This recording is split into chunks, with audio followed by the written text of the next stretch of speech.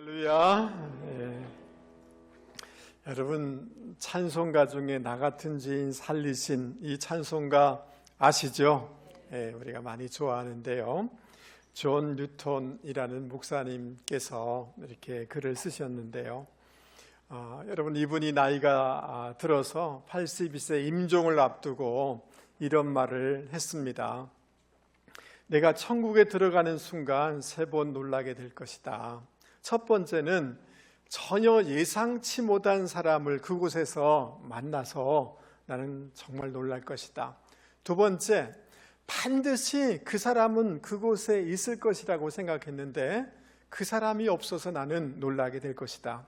세 번째, 나 같은 엄청난 죄인이 천국에 들어온 것을 내가 보면서 놀라게 될 것이다 라고 이분은 이렇게 얘기했습니다. 여러분, 오늘 34절 말씀에 보면 주님이 서기관에게 이런 말씀을 하십니다. 내가 하나님 나라에서 멀지 않도다. 따라서 한번 해보겠습니다. 내가 하나님 나라에서 멀지 않도다. 여러분, 하나님의 나라에서 멀지 않은 분들이 되기 바랍니다. 아니, 하나님 나라에 반드시 들어가는 분들이 되기를 주님의 이름으로 축복합니다. 여러분, 이왕 신앙생활 했는데, 교회 생활을 오래 했는데 우리가 반드시 천국에 들어가서 주님을 만나야 되지 않겠습니까?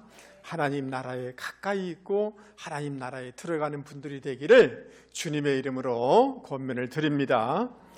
여러분, 그러면 어떻게 하면 우리가 하나님 나라에 가까운 사람이 되는가? 아니, 하나님 나라에 들어가는 사람이 될 수가 있는가를 오늘 말씀을 통하여서 같이 생각해 보려고 합니다. 18절 말씀에 보면 부활이 없다 주장하는 사두개인들이 예수님께 와서 묻습니다. 이 사두개인들은 구약 시대에 이 사독이라는 제사장의 후손들이고 그의 모든 생각들을 추종하는 사람들이다라고 얘기할 수가 있습니다.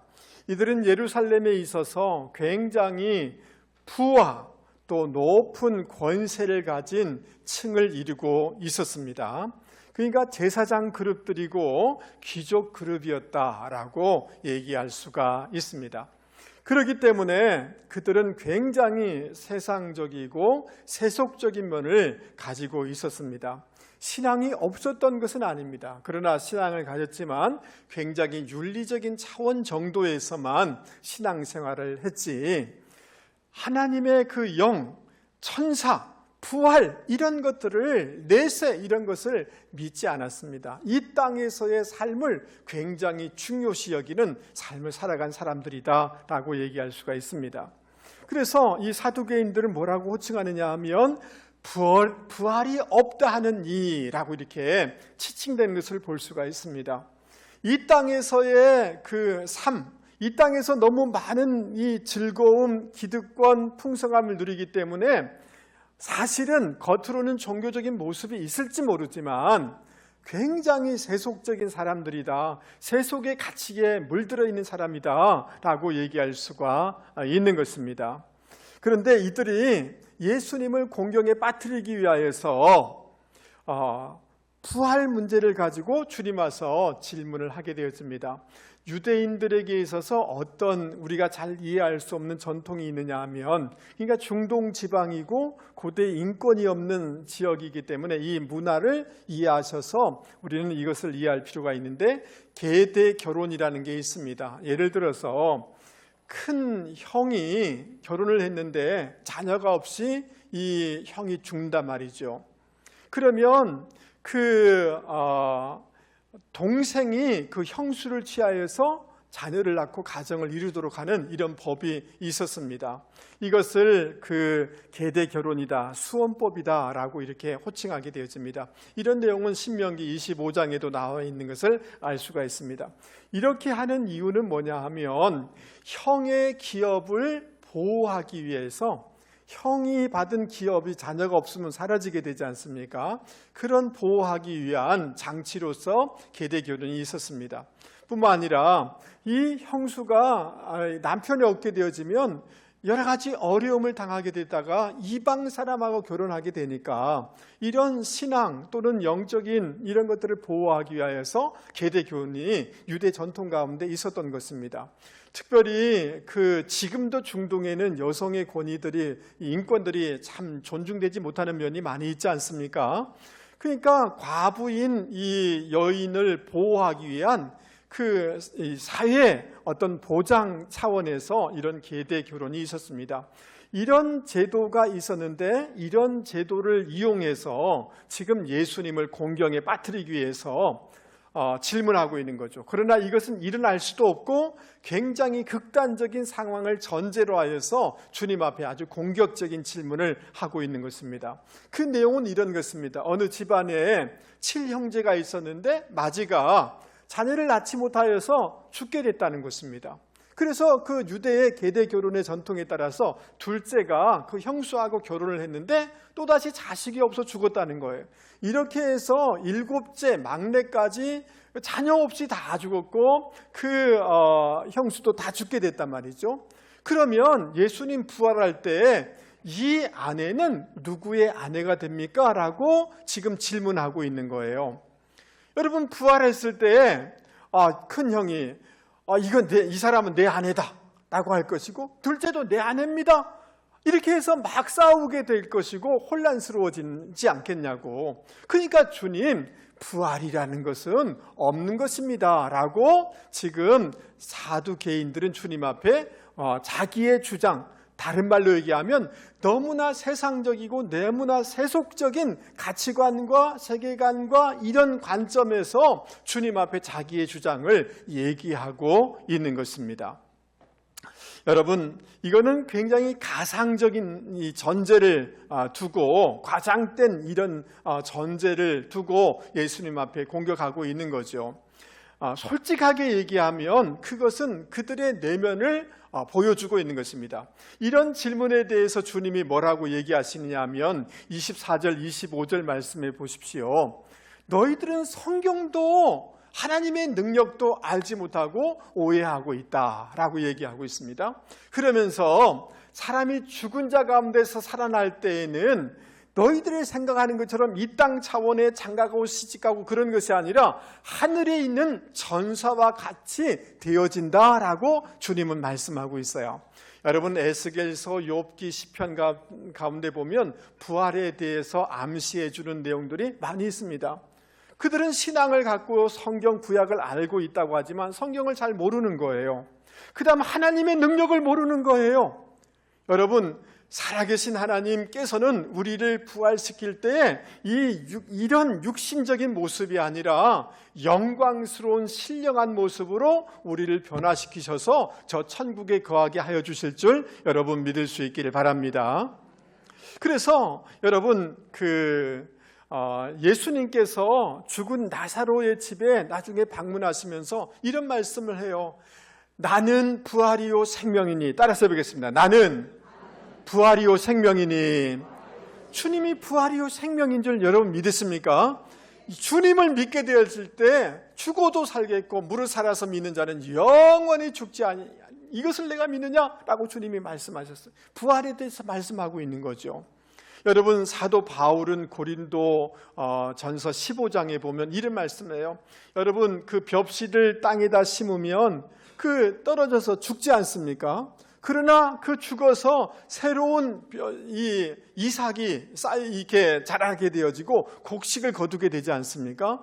부활도 마찬가지다. 이런 몸으로, 연약한 몸으로 이렇게 죽지만 그러나 우리가 부활할 때는 다른 형체로 다른 모습으로 회복될 것이다라고 사도 바울은 얘기하고 있습니다.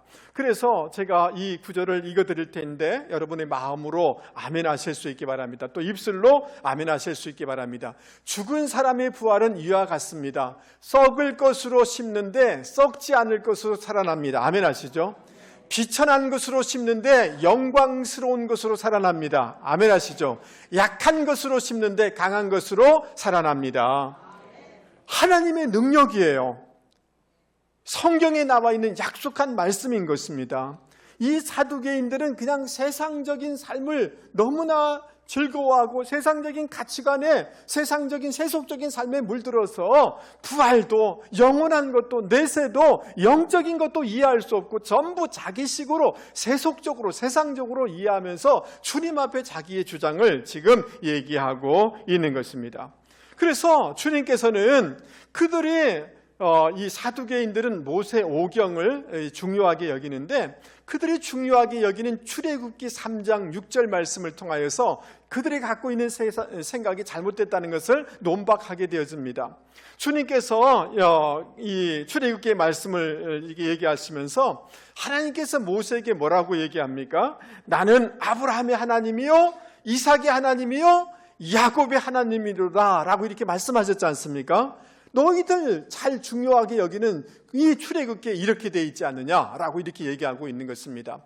여러분, 여기 아브라함의 하나님, 이삭의 하나님, 야곱의 하나님이라는 말씀을 그 병행구절인 마태복음에 보면 에임이라는 단어를 쓰고 있는데 현재형이에요. 하나님은 어떤 하나님이냐 하면 지금 살아있는 아브라함, 지금 살아있는 이삭, 지금 살아있는 야곱의 하나님이라는 거예요. 할렐루야. 그 전에 있었던 죽은 아브라함의 하나님이 아니라 하나님도 살아계신 하나님이시고, 하나님은 지금 우리가 눈에 보이지 않지만 살아있는 아브라함과 이삭과 야곱의 하나님이라는 거예요. 할렐루야. 그러니까 여러분, 죽음으로 끝이 아니라 저 하늘의 세계가 있고 부활의 영역이 있고 우리 하나님은 살아계신 하나님인 줄 여러분 믿을 수 있기를 바랍니다. 이제 이들을 향하여서 24절, 27절 말씀에 이 단어가 반복되고 있는데 그것은 뭐냐 하면 오해하였도다, 크게 오해하였도다 라고 이렇게 얘기하고 있어요. 그들은 모르는 거예요. 모르고 오해하고 있는 거예요. 이 오해하였다는 단어는 뭐냐 하면 플라나오라는 단어인데요, 길을 잃었다는 거예요. 방황하였다는 거예요. 빗나갔다는 거예요. 우리가 신앙의 영역을 제대로 알지 못하면 빗나가게 되고 방황하게 되어지고 여러분 미혹당하게 되는 줄 여러분 믿을 수 있기를 바랍니다. 여러분, 깜이라는 분이 노벨 문학상을 받으신 분인데 그 패스트, 이방인 이런 그 문학 작품을 쓴 문학의 대가입니다. 이분이 쓴 그 문학 작품 중에 오해, 아까 이 사람들을 향해서 오해하였다 그랬잖아요. 오해라는 이런 문학 작품이 있습니다. 제가 그것을 약간 지금 여러분에게 소개하려고 합니다. 그 중부 유럽의 정말 한적한 그 시골 동네, 그리고 강이 흐르는 그곳에 여인숙이 있었습니다. 근데 이 여인숙에 마르타와 그의 어머니가 이 여인숙을 운영하고 있었습니다. 아주 평범하게 겉으로는 보여지게 되어집니다. 이들이 이곳에 계속 머무르는 까닭은 집을 나간 그 오빠를 기다리는 마음이 있었고 또 이 여인숙을 운영하여서 돈을 벌려고 하는 이런 마음이 있었습니다. 자, 그런데 이 마르타라는 이 자매의 마음속에, 욕망 속에 꿈이 있었는데 멋진 대저택에서 좋은 집을 지어서 멋있게 살고 싶은 그런 욕망이 이 마르타라는 자매 안에 있었습니다.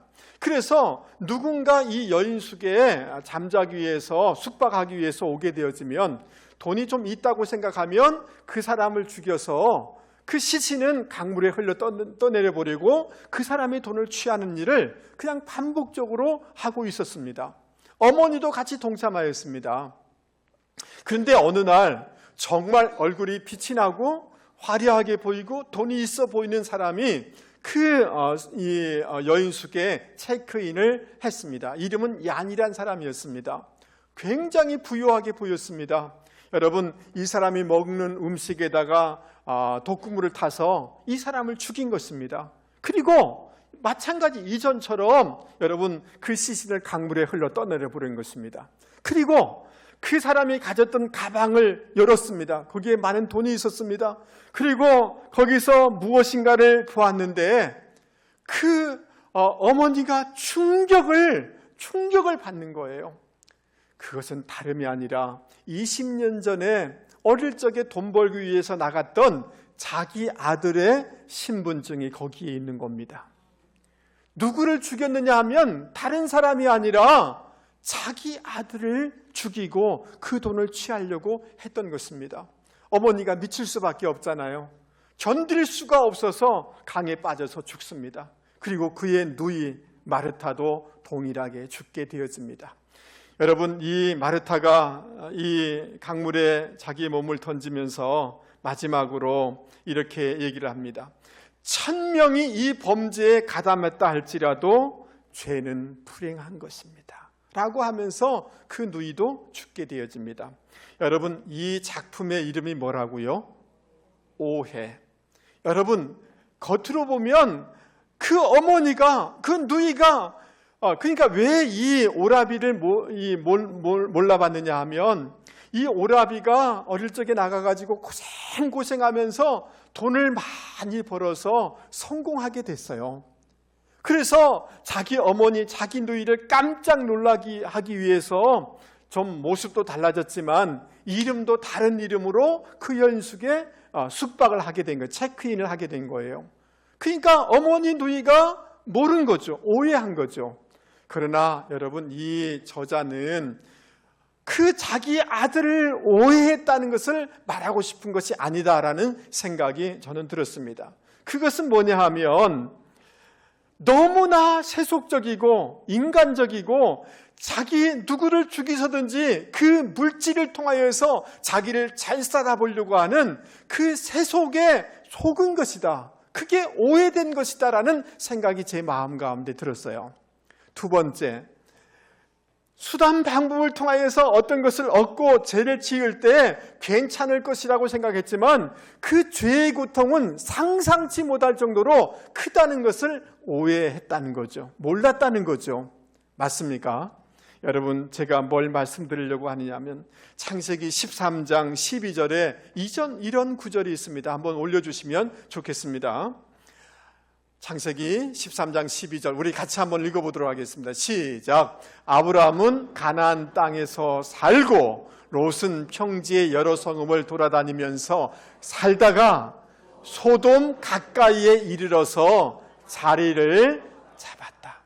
아브라함은 어렵지만 약속의 땅 가나안에 살았다는 거예요.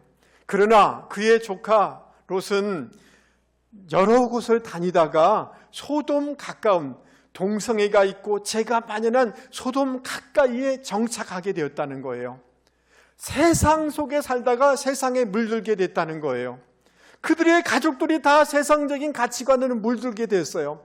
어느 날 그 집에 손님이 왔는데 그 동네 소돔 고모라 사람들이 동성애하겠다고 사람을 막 문을 두드리는 거예요. 이 아브라함의 조카 롯이 생각이 이제 물들어 버렸어요. 여러분, 이것을 어떻게 해야 돼요? 자기 결혼하지 않은 딸을 그들에게 주어서 이 문제를 해결하려고 해요. 이 사고방식이 정상적입니까? 정상적이지가 않은 거예요. 하나님이 이 죄의 도성을 심판하기 위해서 나가라라고 할 때에 여러분, 그 아내 된 사람이 그 세상과 세상의 것들이 그 미련을 끊지 못하여서 뒤돌아봤다가 소금 기둥이 되지 않습니까? 맞습니까?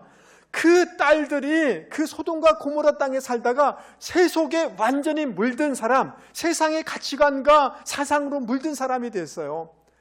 그래서 아버지에게 술을 마셔서 자녀를 얻게 됐는데 그 자녀들이 모압과 암몬이란 부끄러운 족속이고 하나님을 대적하는 그런 족속이 태어나게 된 거예요. 세상에 있다가 세상에 물들고 세상의 가치관으로 오염됐을 때 그 인생과 그 후손들과 그 인생이 얼마나 비참한지를 보게 되는 거예요. 그러나 아브라함은 하나님의 약속과 말씀과 하늘의 것을 사모하다가 열국의 아비가 되는 놀라운 역사, 예수님이 탄생하는 통로가 되는 그런 인생이 됐다는 거죠. 할렐루야. 아브라함의 조카 롯이 있지만 눕기설을 여러분 아시지 않습니까? 점 하나의 차이예요. 이 룻이라는 사람은 이방 사람이에요. 모압 사람이에요. 그럼에도 불구하고 결정적인 순간에 하나님을 내가 떠날 수 없습니다. 하나님의 백성과 함께 하겠습니다라고 할 때 그는 다윗의 중조모가 될 수가 있었고 그 룻을 통하여서 여러분 예수님이 오셔서 예수님의 족보에 이 이방 여인이 기록된 것입니다. 다른 말로 얘기하면 천국 하나님 나라 백성이 되게 된 것입니다. 그러므로 사랑하는 성도 여러분, 우리가 이 땅 가운데 살지만 이 땅의 이 가치관과 이 땅에 물들어서 살기보다 영원한 것, 하나님 나라의 그 가치관과 이 신앙을 놓치지 않고 살아가는 분들이 되기를 주님의 이름으로 권면을 드립니다. 그냥 인간적으로 살아가면 그게 좋아 보일지 모르지만, 세상 즐기면서 살아가면 그게 좋을지 모르지만, 그러나 그 결과는 하나님 나라에서 멀 수밖에 없는 것입니다. 비록 힘들지만, 비록 어렵지만 말씀을 소중히 여기고 예배를 소중히 여기고 하늘의 것들을 소중히 여기면서 살아갈 때 우리는 하나님의 나라에 가까운 사람, 하나님의 백성이 되어지는 줄 여러분 믿을 수 있기를 주님의 이름으로 권면을 드립니다. 여러분, 지금까지 이 마가복음 12장에 여러 사람들이 예수님께 질문하는 이유는 한 가지예요. 예수님을 함정에 빠뜨리기 위한 거예요. 그러나 오늘 무명의 서기관이 등장하여서 예수님 앞에 질문을 하게 되는 것을 볼 수가 있습니다. 예수님, 많은 계명 중에서 가장 으뜸되는 계명이 무엇입니까? 라고 이렇게 하자 주님이 그에게 대답해 주십니다. 여러분, 구약 특별히 모세 오경 가운데에는 많은 율법들이 나열되어 있지 않습니까? 그러나 그것은 한 가지의 율법이에요. 그것은 뭐냐면 십계명을 이렇게 해석해 주는 그런 율법이에요. 모세 오경의 핵심은 십계명이다라고 얘기할 수가 있습니다. 자, 그런데 이런 모세 오경에 많은 율법들이 있었는데 유대의 선생들은 어떻게 하면 구체적인 현장에서 하나님의 말씀을 잘 지킬까라는 이런 의도 속에서 이 계명 외에 600개를 만들어냅니다. 중요하게 여기는 것 248개, 덜 중요하게 여기는 365개를 이렇게 만들어서 구체적인 현장 가운데서라도 말씀 따라 살려고 애를 쓰게 되어집니다. 그런데 시간이 지나면서 이게 형식화되게 되어져요. 남을 판단하는 그런 기준으로 사용하게 되어져요. 저 사람 안식을 지키느냐 안 지키느냐, 남을 정죄하는데 이 율법이 사용되는 것을 볼 수가 있습니다. 그리고 사소한 어떤 구절을 가지고 이게 높냐, 이게 중요하냐, 저게 중요하냐 늘 싸움거리가 되는 거예요. 그러니까 이것이 참 답답했던 이 서기관이 예수님, 이런 것 때문에 싸우기도 하고 서로 정죄하기도 하고 이런데 정말 중요한 그 율법이 뭡니까? 라고 지금 질문하고 있는 거예요. 그랬을 때 주님이 29절 31절 이런 말씀을 해주게 되어집니다. 우리 같이 한번 성경을 찾아서 읽어보도록 하겠습니다. 여러분, 29절 31절 중요한 말씀이니까 찾으셨죠? 우리 같이 한번 읽어보겠습니다. 예수께서 시작. 예수께서 대답하시되 첫째는 이것이니 이스라엘아 들으라. 주 곧 우리 하나님은 유일한 주시라. 내 마음을 다하고 목숨을 다하고 뜻을 다하고 힘을 다하여 주 너의 하나님을 사랑하라 하신 것이요. 둘째는 이것이니 내 이웃을 내 자신과 같이 사랑하라 하신 것이라. 이보다 더 큰 계명이 없느니라. 아멘. 사실은 이 주님이 말씀해 주신 것도 십계명의 하나님과 관련된 사랑과 관련된 계명의 요약이다라고 얘기할 수가 있는 것입니다. 여러분, 먼저 하나님을 왜 전심으로 사랑해야 되는지를 주님은 말씀하고 있는데, 우리 하나님은 유일한 주이심을 여러분 믿습니까? 이 세상을 창조하신 유일하신 하나님이세요. 아멘. 유일하다는 것은 한 분밖에 없다는 것이고, 유일하다는 것은 다른 어떤 것과 차별된 초월적인 존재라는 거예요. 우리가 왜 하나님의 말씀을 듣고 하나님을 예배하고 하나님을 전심으로 사랑해야 하냐면, 이 세상을 창조하고 우리를 만드시고 우리를 구원하기 위해서 독생자 예수님을 보내신 그분은 하나님밖에 없기 때문에 그런 거예요. 할렐루야. 여러분, 하나님을 믿게 된 것이 큰 은혜요 특권인 줄 여러분 믿을 수 있기를 바랍니다. 아멘. 그러면서 마음을 다하여서 하나님을 사랑해라 라고 얘기하고 있어요. 이 마음을 다하라는 말은 반대로 외모를 뜻하는 프로소폰이라는 단어와 반대되는 거예요. 형식적으로 사람 보는 데서 이게 아니라 마음을 다하여서 하나님을 사랑해야 된다. 내면을 다해서 하나님을 사랑해야 된다라고 말씀해 주고 있는 것입니다. 그렇게 하나님을 사랑하는 분들이 되실 수 있기를 바랍니다. 할렐루야. 여러분, 목숨을 다하여, 때로는 우리가 신앙을 지키고 말씀을 지켜나가려고 할 때에 위험과 손해가 있다 할지라도 목숨을 걸고 예배드리고 목숨 걸고 하나님을 사랑하라는 거예요. 여러분, 다니엘과 그 친구들이 목숨을 걸고 하나님을 사랑할 때 하나님은 그들을 세상 가운데, 세상 중심에서 존귀한 인생이 되게 하여 주신 줄 여러분 믿습니까? 목숨을 다하여서 하나님을 사랑해야 된다라고 말씀하고 있습니다. 뜻을 다하여서, 이것은 생각이에요. 지식을 뜻하는 거예요.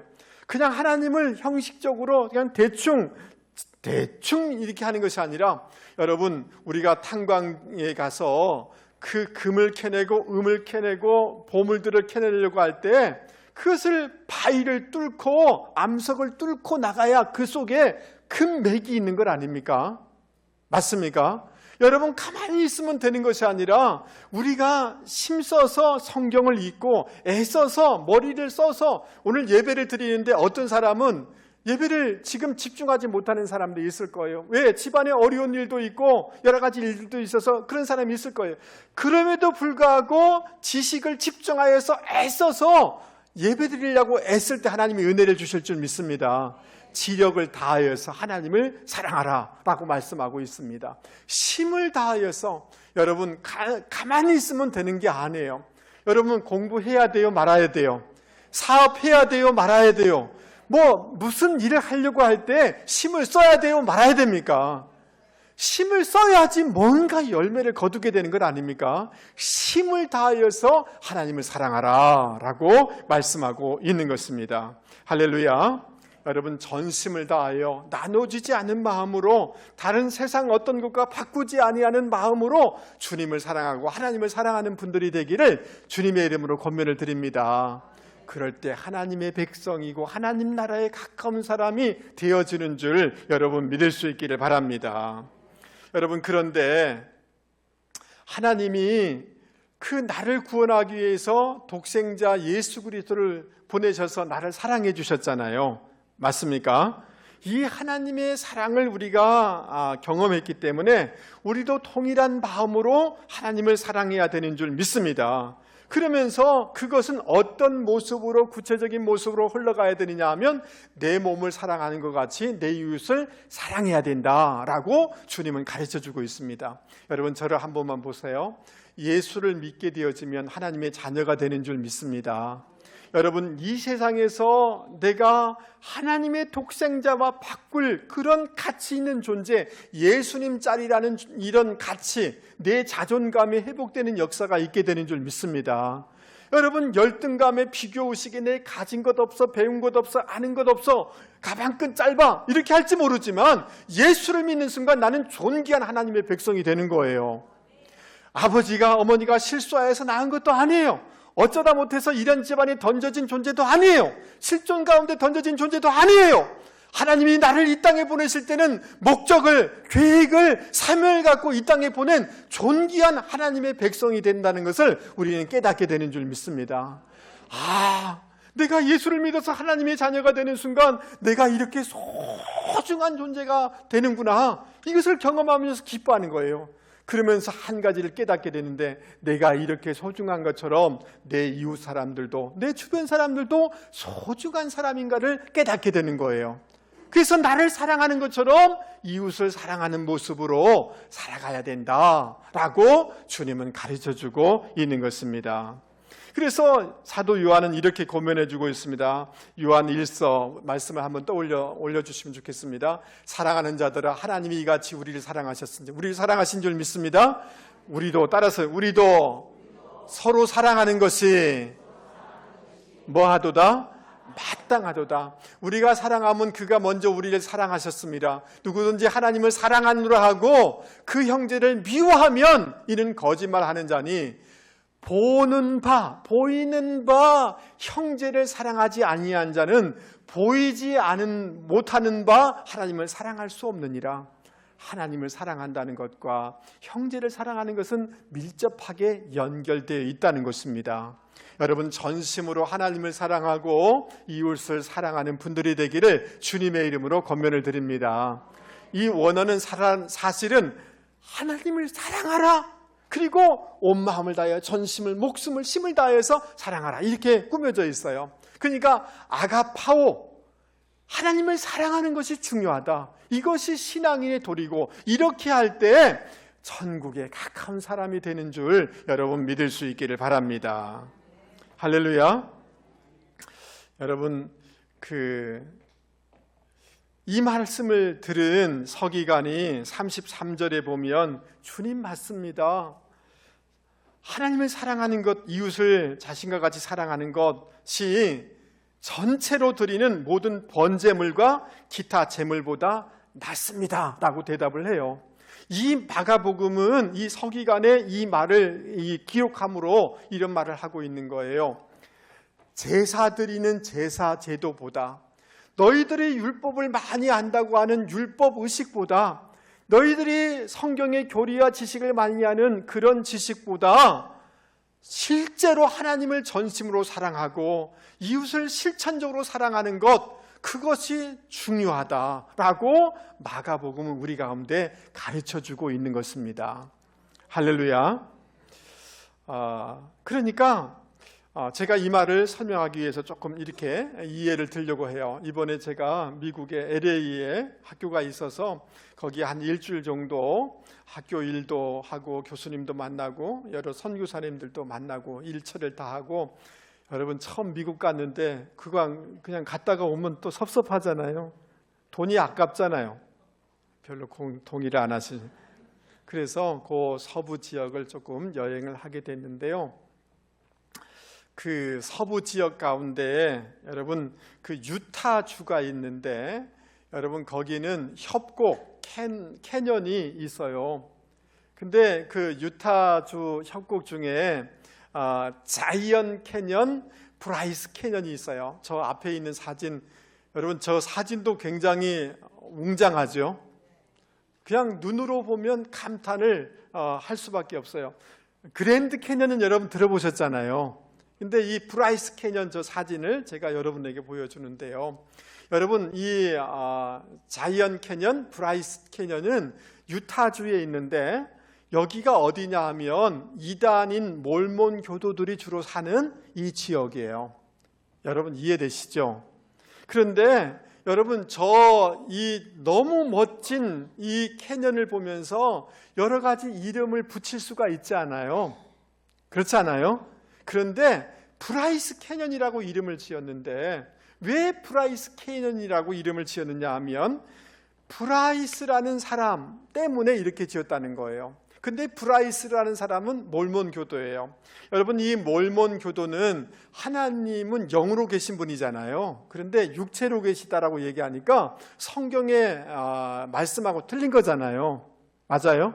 여러분 예수님만이 우리의 구원자가 되는 줄 믿습니다. 예수님의 신성을 인정하지 않으니까 잘못된 그런 신앙이잖아요. 여러분 이해되세요?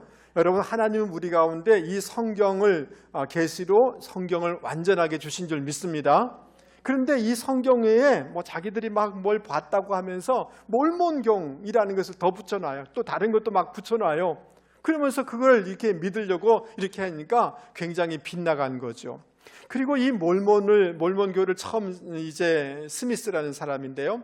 이 사람은 일부 다처제를 주장했어요. 그리고 그 지도자 5대가 지날 때까지 계속해서 일부 다처제를 형성했던 단체가 몰몬교회. 그래서 막 미국에서 이건 잘못됐다, 못됐다라고 하면서 막 추방을 당해서 이 지역에 와서 살게 됐는데, 근데 이 브라이스라는 사람이 몰몬교도라고 그랬잖아요.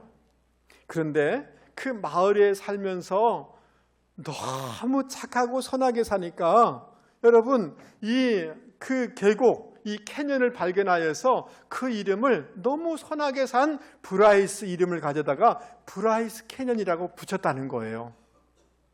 여러분 이해되세요? 예. 자이언도 마찬가지예요. 시온이란 말이거든요. 이 몰몬 교도들이 붙인 거예요.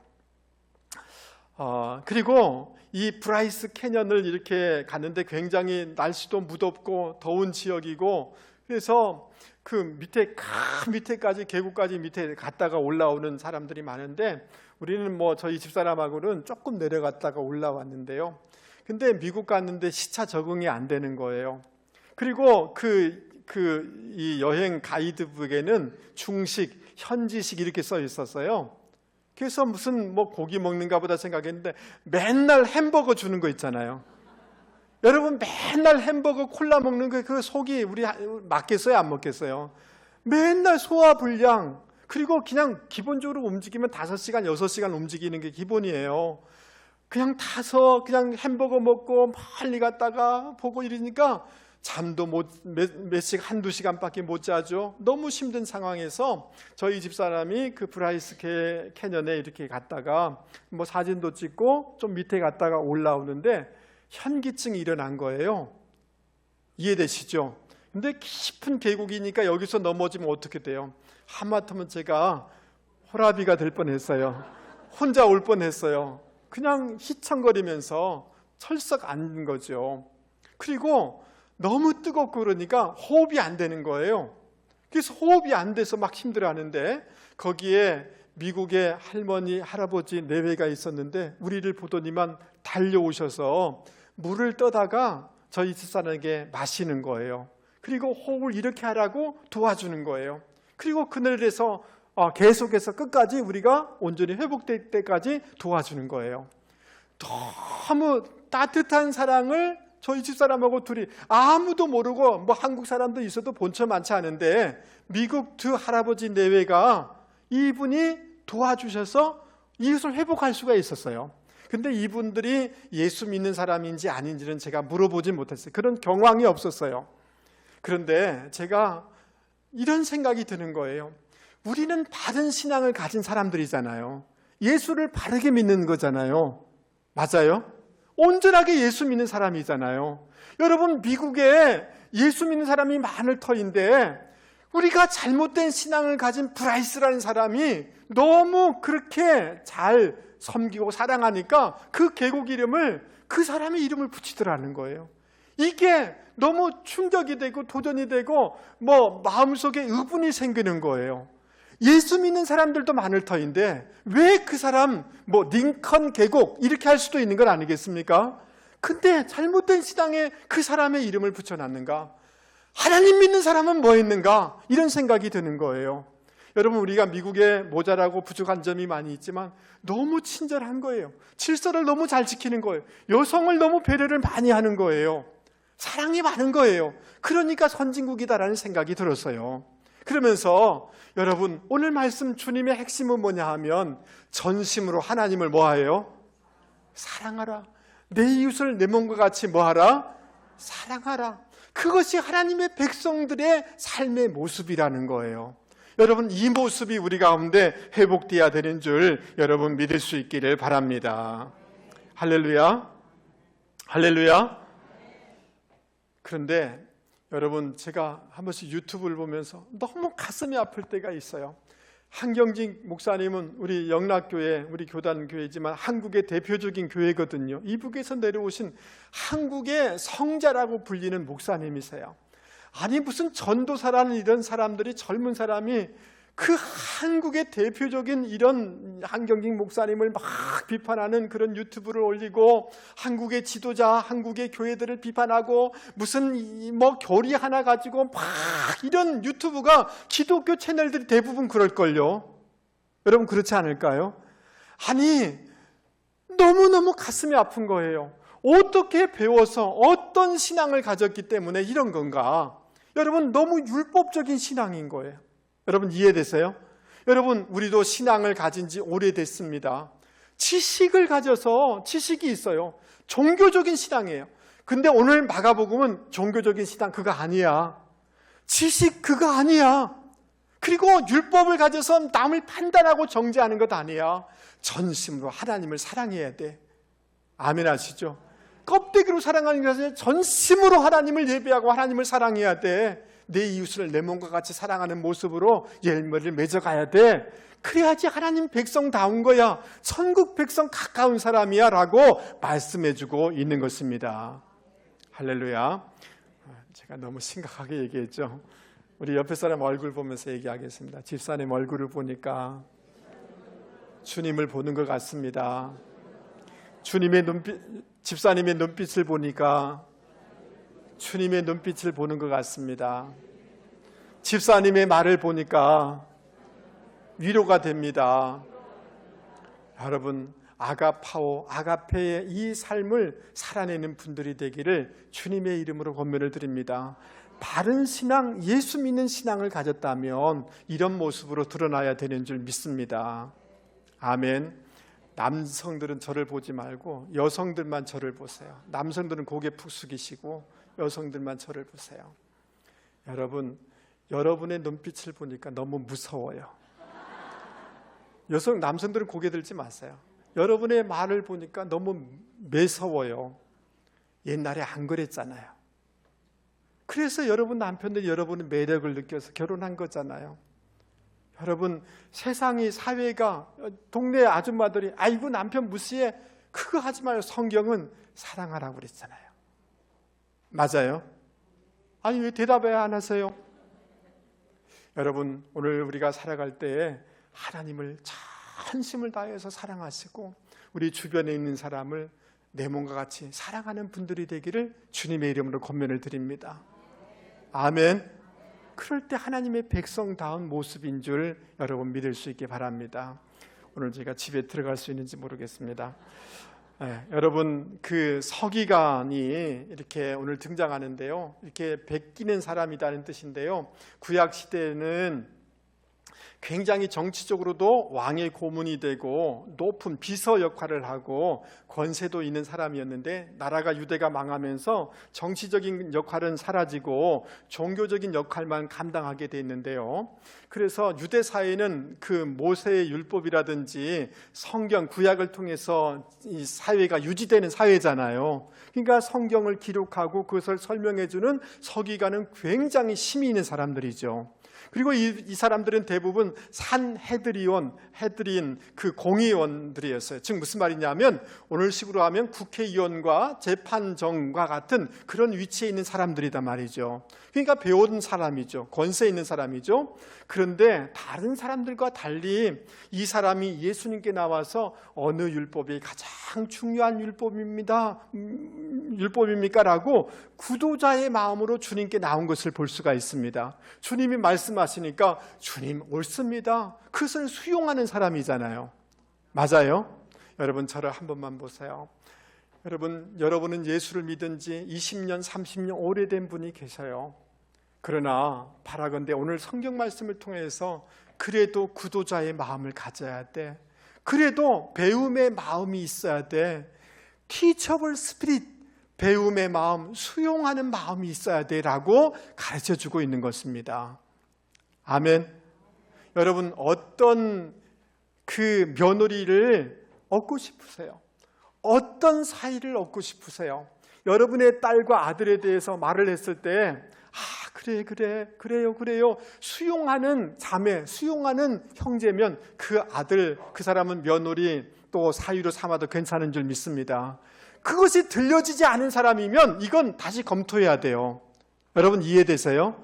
신앙인도 마찬가지예요. 여러분은 하나님의 말씀이 들렸어요. 설교가 들렸어요. 은혜가 들어왔어요. 어느 순간부터 수용성이 떨어졌어요. 어느 순간부터 구도자의 마음이, 배움의 마음이 사라졌어요. 그런 순간 은혜가 떨어졌고 나는 메말라 있는 거예요. 여러분, 하나님의 나라에 가까운 사람은 구도자의 마음, 수용성의 마음, 배움의 마음을 가져야 되는 줄 믿습니다.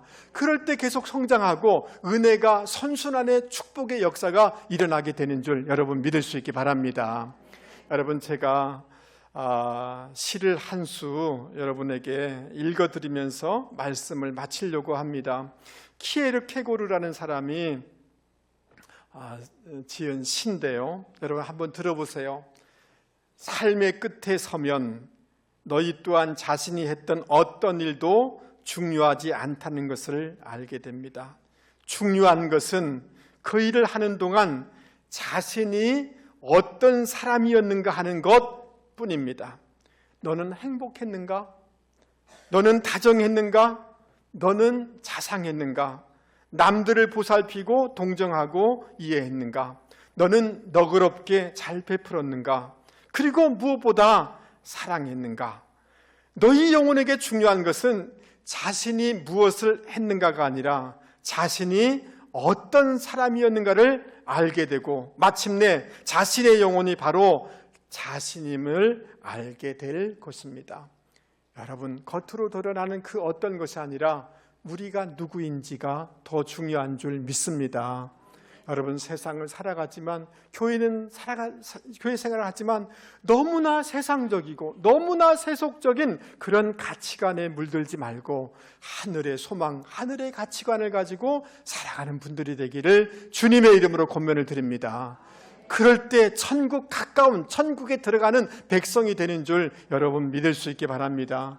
종교적인 내 모태신앙, 우리 집안이 모태신앙이었어, 그 중요하지 않습니다. 제의적인 것, 지식적인 것, 율법적으로 판단하는 것이 아니라 내가 전심으로 하나님을 사랑하는가, 내가 내 몸을 사랑하는 것 같이 다른 사람을 사랑하는가, 그것이 더 중요한 줄 여러분 믿을 수 있기를 바랍니다. 아멘. 여러분에게 자녀의 소리가 들려지는 역사가 있기 바랍니다. 남편의 소리가 들려지고 아내의 소리가 들려질 수 있기 바랍니다. 그것은 구도자의 마음, 수용하는 마음이 있기 때문에 그런 것입니다.